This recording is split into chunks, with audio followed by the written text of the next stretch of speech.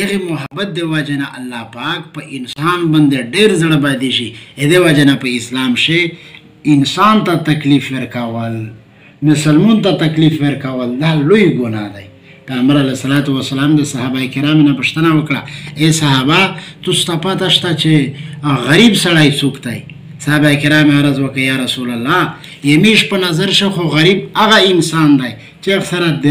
درهم و دینار نه وي پیغمبر علیه الصلاۃ والسلام ورته فرمایل نه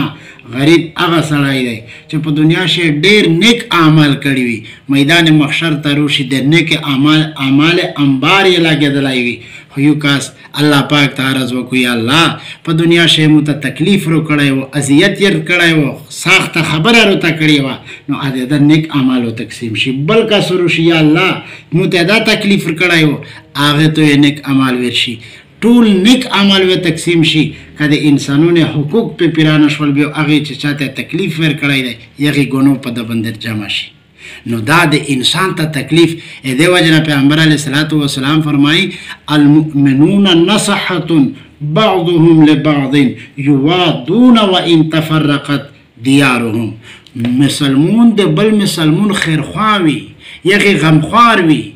دغه په خپل منځ محبت کوي تکلیف نه ولا ورکوي اگر چې دغه د علاقې مختلفې وي والمنافقون غششة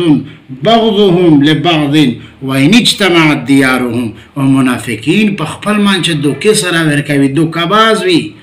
خپل منځ